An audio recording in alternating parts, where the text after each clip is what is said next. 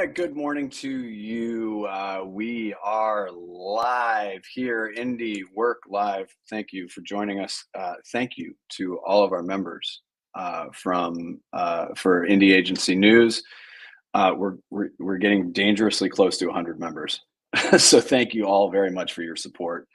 Our brief is very simple: build a global home for independent agencies. Our mission is to serve independent agencies and the brilliant people behind them.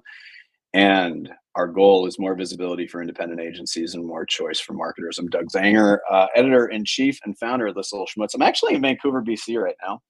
And you can see I've got headphones on. Usually I have a microphone in front of me, and I do have a little bit of a portable setup. Lesson learned here is make sure that you have a checklist, because I had the little box.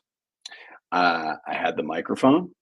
I had the stand, this really nice little stand that clips to the desk. And what did I forget? I forgot the cord to go from the mic into the box. So you get these today. But again, thank you so much for your support. Tomorrow is Pun Fight, one of our 3 game shows. We still have room for a contestant. So if you would like to join us, please get in touch with us. Go to indieagency.news.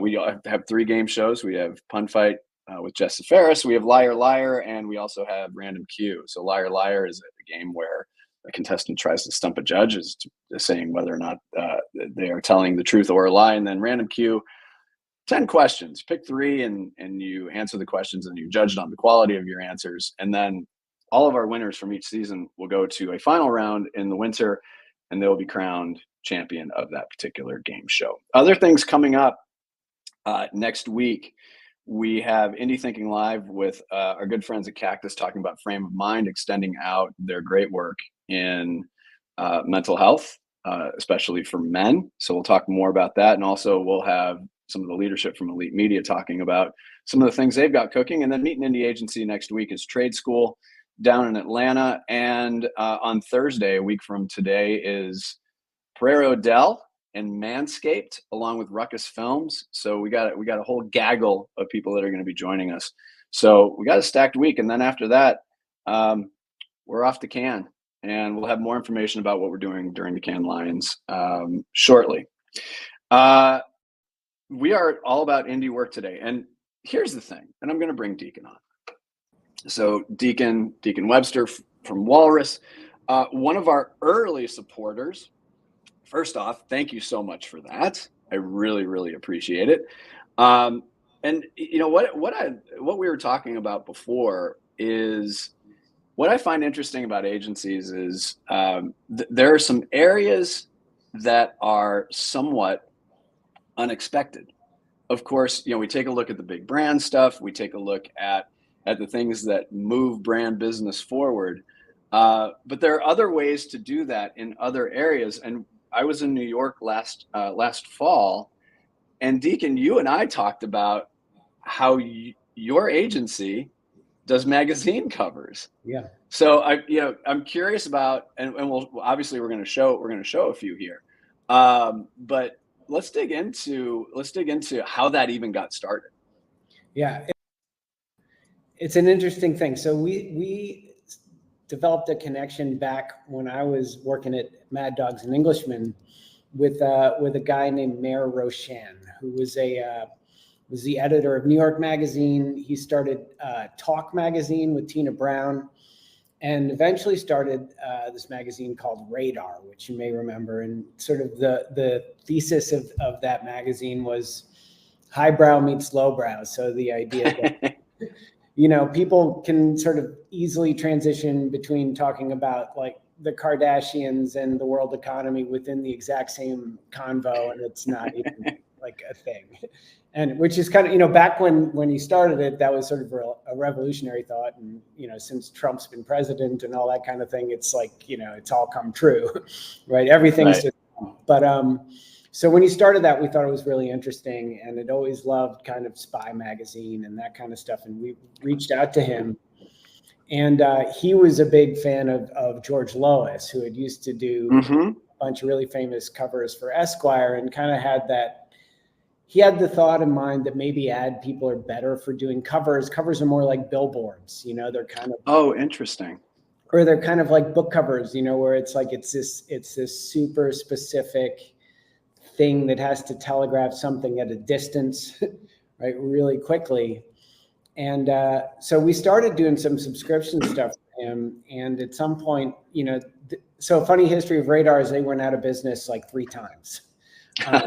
Right. It kept losing funding, and it was partly because the owners would get ticked off about something they would put in there or whatever. But on one of their comeback issues, they wanted to do a funny thing where it was like 50 years of Radar retrospective. And so we came up with all these, and it hadn't been around 50 years, obviously. It had been around. Right. And so this is some of those. And so there was sort of these fake covers that we did that were retrospective about how Radar might have covered, some funny things. So, the joke on this one from 57 is obviously that, thin just got thinner, and she wasn't skinny at all by today's standards. My God. Normal. So this was a fun one. And and then I love the fact that you put 25 cents on there. Yeah, exactly. Yeah. So this was part of like a big sort of feature within the magazine. And then, the idea. Oh my God. Back in 59, Will Chamberlain had I think I can't remember what his final conquest number was, but it was right. 1,000, so, but in 59, something ridiculous like that. Right. Yeah. So it was only 10. Oh my gosh. Yeah. And so. And, like. Well, you're 82. Oh my God. Yeah. So obviously Drew Barrymore this was before her cocaine problems, but it's sort of something. Oh my God. Well, and I have to imagine that the creative platform. I'm curious about what those conversations were like, because obviously you get a certain level of latitude as you're working through creativity, but I'm curious about the brief and where that went, because it seems like this is, that's a more recent one. So there we go. Yeah, so we can talk about that one in a second. But yeah. So I'm curious originally about the brief. Well, the brief was like, how would Radar have covered all of the events of the day back in various years? Right. And so we had one that had the Smurfs on the cover that was like the ultimate communist society. My God. So I think what we would do is we would go back and look at what was big for whatever, couple of year time frame, and sort of be like, all right, we want to do ET. And, I think we had discussions with them about drugs and Drew Barrymore and how would Radar have spun it. So they wanted to push it just as far as we did, really. Like, that's a nice thing about editorial is, it's not like advertising where there's clients and lawyers that are worried. Editorials just wants to be entertaining. So there was zero pushback on any of it. So no pushback. Were there any ideas that you maybe looked at and went, ooh, too far? I can't remember for that one, but we do you run into that periodically. I mean, again, like we had ET doing coke, so I don't know. Right. Yeah, I would say that's probably on the line. Yeah. But that next one I pulled up, so that's how we ended up getting like real cover gigs from them. So this one, this one to me, I didn't think was, we did a bunch of stuff for them, but this one, the reason I included it was we got denounced officially by Windsor Castle for this cover. Oh, well, that's an accomplishment. Yeah. So I feel like, we all have a bucket list. That's definitely wasn't on mine, but now that, I feel like it's checked the box. I think it was because, Harry at this point was younger. We were the first people to sort of put him on the front of anything. And they issued a statement. So I thought that was, that was pretty cool. Oh my, what was the statement? Something about roughly. Yeah, I don't remember. It was something about using somebody that's not in the public view, Right. like when the president's children end up in things. And, oh, sure. Yeah. you know, Yeah. but Yeah. I feel like he was also about sexualizing him, which was Right. definitely part of the point. But I think he had turned 18 at that point. So Got it. Okay. Right. Right. So projects like this. So we'll get to Los Angeles Magazine and Hollywood Reporter here in a second, but I'm curious about these types of projects, how it maybe helps spur ideas in other areas of your business, whether it's clients. So I like to look at things like this as, in some ways, creative oxygen, because you are left to have a little bit more fun, have more latitude. I'm curious about how that maybe impacted or influenced some of the work that you were doing for some of your other clients. Yeah, I mean, there are a lot of ways. For one thing, it's the turnaround on these is usually insane. Like magazines.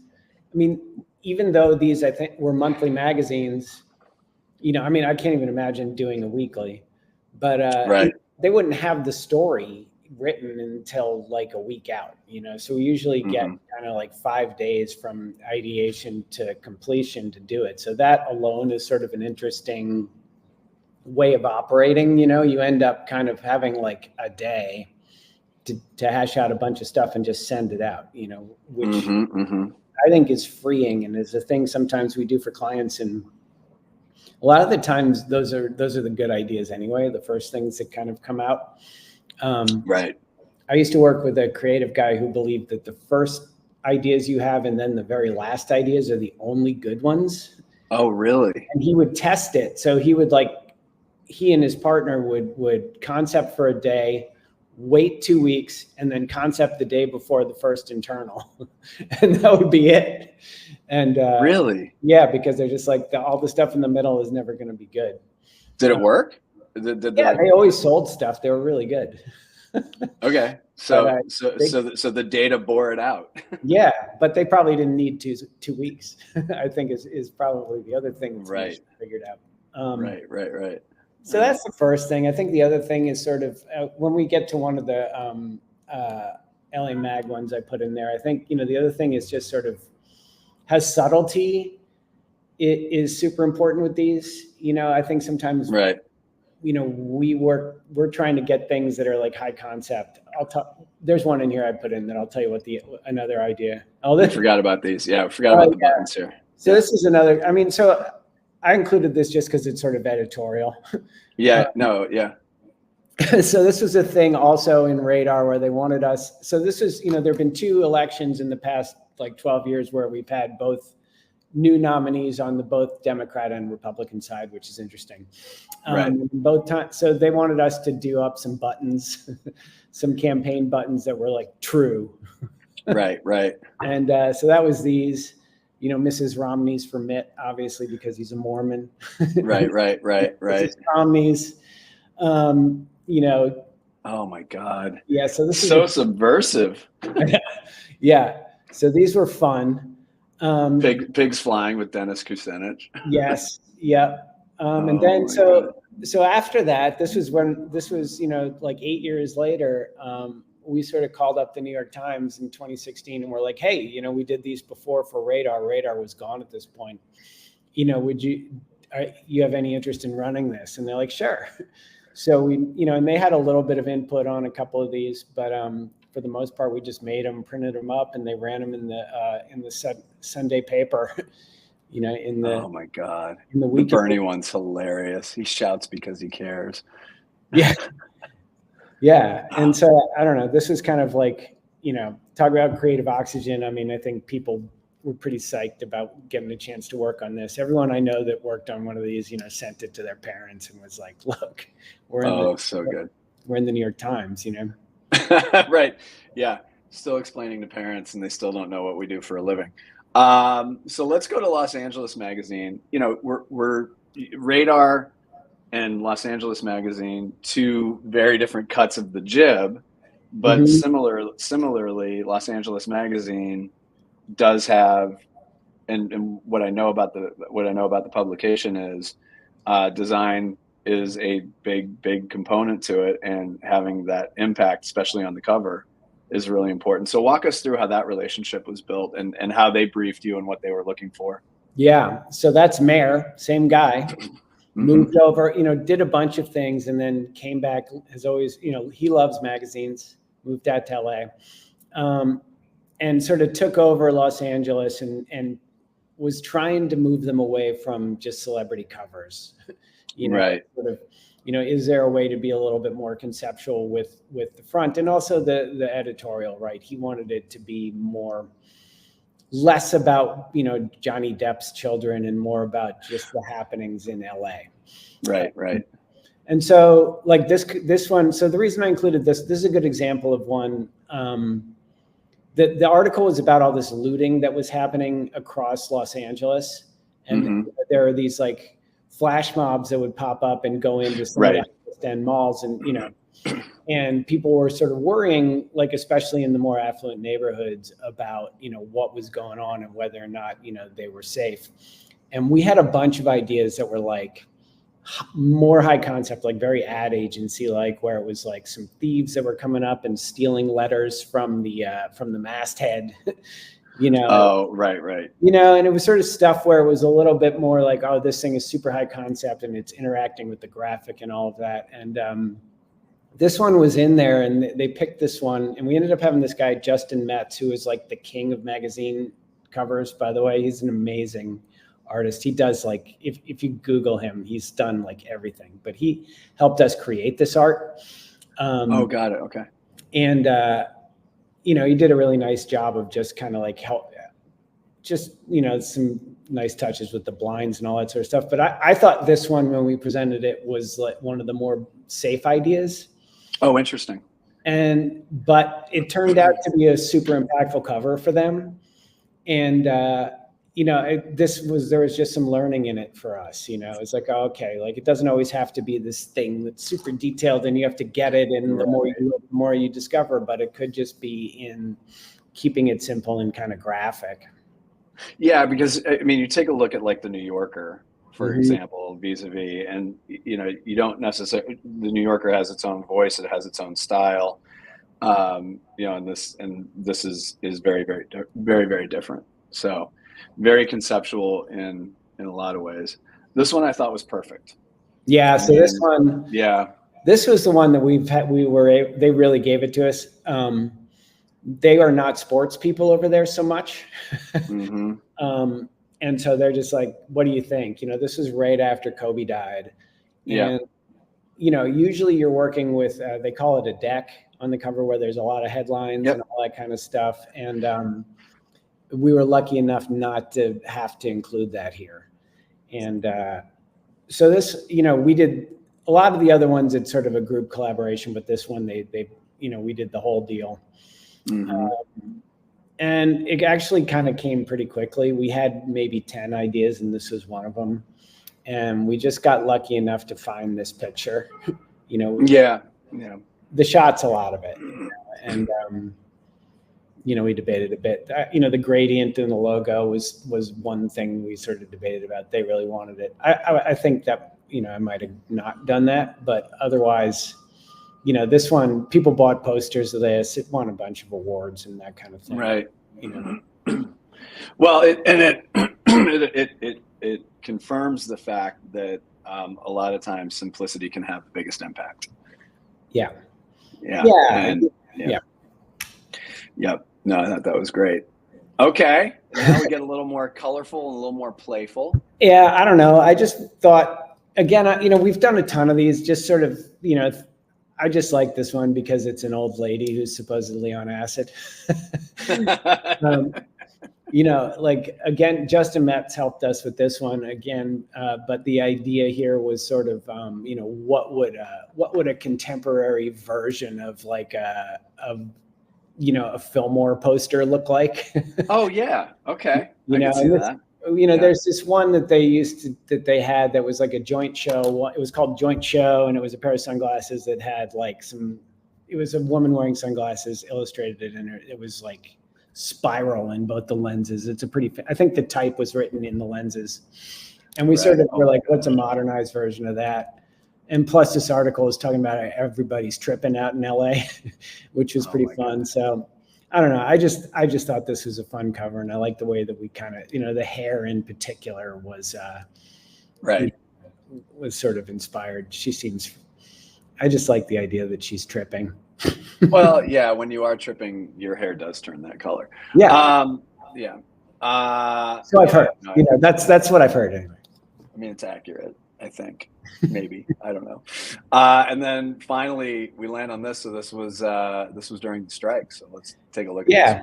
And this one, Mayor took this one over. And again, this was, what I thought was funny about this one is part of the strike was about AI, and we generated the whole background in AI for this. Did you really? Yeah, and so I just thought that would be an interesting thing for us to talk about. So we shot all the signs, and needed to try and figure out a way to get like a good sort of quintessential Hollywood lot.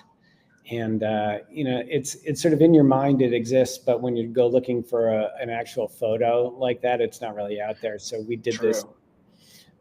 This is sort of a combo of Midjourney and Photoshop. So, now Mayor's over there, and hopefully we're going to be doing some more of these. He's changing that magazine a lot for the better. I think he just won an Editor of the Year award, which is cool. That is. Yeah. That is. I like the Veuve Clicquot. The champagne bottles. Yeah. Oh my gosh, that's so good. Oh my gosh. Well, I love seeing this stuff. This is really, really great. What else you got cooking at Walrus right now? Give us the haps on what's going on. What's new? Tell us what's cooking. What's new? We are working on some house product innovation. I think that's probably the most exciting thing. We've got some of our own IP that we're going to be putting out into the world. Really? Yeah. Okay. You can't tell me about it though, can you? I can't say what exactly it is. I can tell you the impetus behind it, which I think is sort of interesting. We kind of, our brief to ourselves was to see if we could build something from the ground up, purely on brand. So sort of taking a page out of the Liquid Death book, which I know a lot of people are thinking about. Right. And we were sort of like, what if we do zero product innovation? Find something that's basically off the shelf, right? Minimal work on the product itself, but then just spend all of our time building the world around it. And we just placed our order for our first 30,000 units that should be showing up here pretty soon, or showing up in stores. And well, you got to tell us about that. Yeah. So next time I'm here, we will. I'll have a full lowdown on all of it. But it's super exciting. I think kind of fun. I think maybe the future, something that you'll see agencies doing more. Yeah. No, I agree. I mean, I saw. So Mother back in, gosh, I want to say it was when they got to New York. So that was what, 04? Yeah. I want to say it was around 06. And I wish I remembered the name of it. And I would love to go back and deconstruct this a little bit, but they had a rum brand that was brand new, but they did create, to your point, they created an entire backstory and world around it.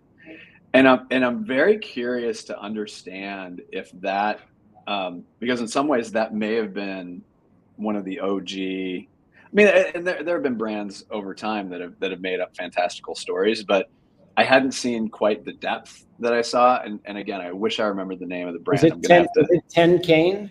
10 Cane rum? It was. Yeah. Remember that? I do. We used to work with, that was it was a Remy brand, I believe. I can't remember. I think you're right. Yeah, but they put a whole world around it. Yeah. I want to say it was like 06. Does that sound about right? Yeah, and they did a bunch of cool island stuff. They had all this black and white kind of like footage. Yes. Yep. Yeah. Oh my God. Yeah. 10 Cane. And so I think if 10 Cane had launched today, it probably would have done, been different. I mean, social media did not exist back then. Yeah, and I think Sailor Jerry, like there's been a bunch of spirits. Sailor Jerry was, I think, Gyro, right? Yeah, there's been a few of them. Yeah. But it feels like now, it's just kind of like the barrier for entry is like zero. Yeah. Right. So we'll work on our first indie agency news product. Speaking of which, we do have a merch store, so please visit that. Nice. I'll always be selling. I need to do a New York hat. I gotta do a New York hat. So I'm thinking, do I do Yankees colors? Do I do Mets colors? What do I do? I think probably Mets colors would get you more love among the right Yeah. group. The Mets need a lot of love, and this is coming as Yes. a lifelong Philadelphia Phillies fan.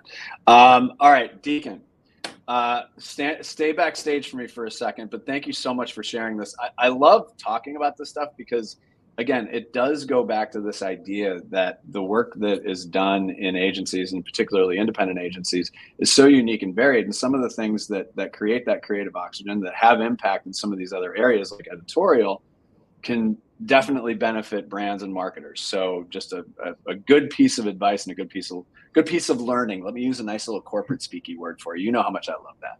Yeah. But Thanks. Deacon, give my best to everybody. Hang out backstage for me. And thanks for joining us. Thank you, sir. All righty. All right. Thanks to everybody for joining us today. Again, to our members, thank you so much for your support. If you'd like to learn more about what we got cooking and the benefits of membership, including raising your visibility, go to indieagency.news. On behalf of everybody at Indie Agency News, I'm Doug Zanger, and we'll see you next time.